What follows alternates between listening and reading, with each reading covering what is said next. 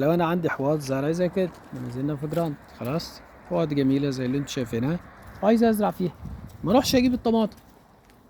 كله بيجي يقول لك هندسه عندك شتله طماطم، ما بيبيعوش والنبي شتلات طماطم. لا والله. ليه؟ هقول لك ليه. في نباتات مرهقه جدا في رعايتها، نبعد عنها. انا مش عشان النهارده هفرح بالطماطمايه وهي طالعه خلاص اقعد كل يوم بخ بخ بخ بخ. الطماطم والخيار والكوسه من ضمن الخضروات اللي بتصاب بامراض فطريه كتير، هضطر ان انا ارشها كتير. لو انت مزاجك في الطماطم وحابب الطماطم وعايز تشوف الطماطم دي بتنمو ازاي الزهره بتطلع، تعلم اولادك الزهره بتطلع ازاي زي كده اهي، دي زهره الطماطم خلاص، شايف جميله ازاي؟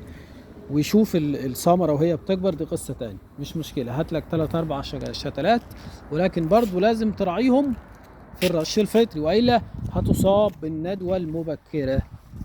الطماطم بتصاب بحاجة اسمها الندوة المبكرة والندوة المتأخرة وأمراض فطرية لا حصر لها، لا حصر لها. في الآخر الندوة دي أو اللفحة دي بتخلي النبات يموت عندك زي ما أنت شايف كده.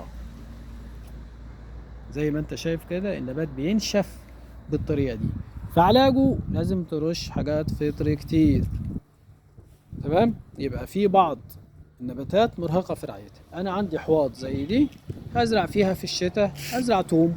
هجيب راس التوم، هطلع الفصوص منه، الفص، واحط على كل نقاط كل 10 سنتي احط فص اهو، 1 2 وهكذا.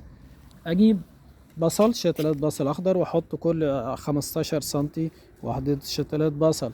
ازرع جرجير، ازرع بقدونس، ازرع كزبرة، ازرع كل الحاجات، كل الحاجات اللي هي ايه، اللي سهل في رعايتها.